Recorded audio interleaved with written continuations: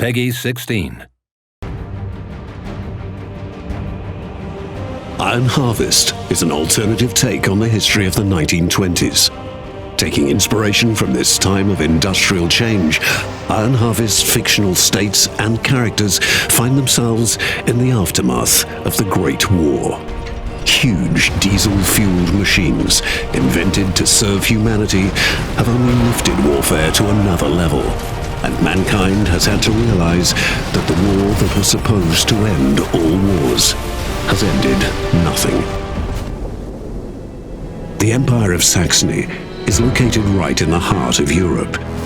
As a modern industrial superpower with great national pride, many Saxonians are unhappy with the current politics of their emperor, Kaiser Friedrich.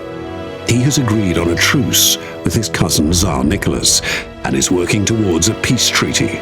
Many Saxonian aristocrats and military leaders feel this treaty robs them of a hard-won victory.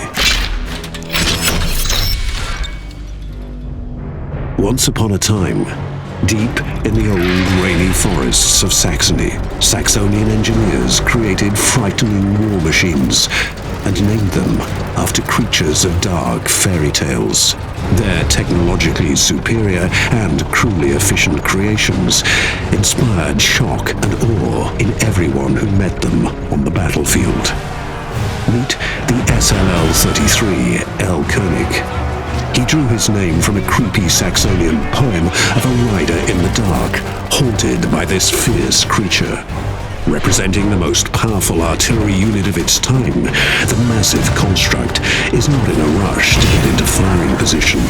With the knowledge of its superior firing range, it resoundingly delivers one of the biggest shells in the game, right to the heart of the enemy. When the fog of war hides the enemy, another wonder of Saxonian technology might save the day. Flares, bright as the sun, reveal everything, no matter how much it might want to stay undiscovered.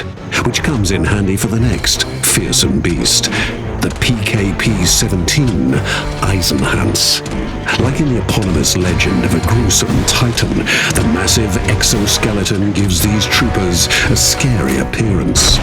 The huge, stomping giants carry 2 mortars on their back. After getting into firing position, the barrels are able to deliver salvo after salvo of high-explosive mortar shells that devastate a wide area. And even in close range, nobody is safe. Their massive build allows them to go toe-to-toe with enemy mechs. Like in many Saxonian fables, the MWF-28 Stiefmutter is the source of great suffering.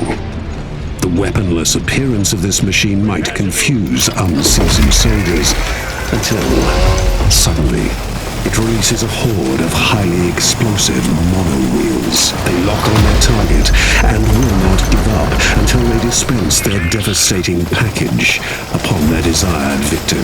They are notorious for their clean sweeps in the trenches of the Great War.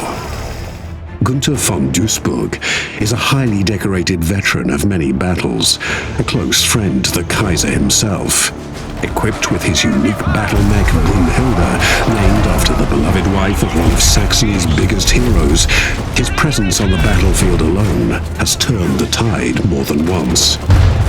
If that isn't enough, broadside after broadside of cannon fire and precise long-range mortar attack will do the trick. Without Brunhilde's protection, Gunther is still a threat to any enemy of the Empire. He uses a large caliber hand cannon and his mechanically enhanced blade arm to fight both infantry and mechs.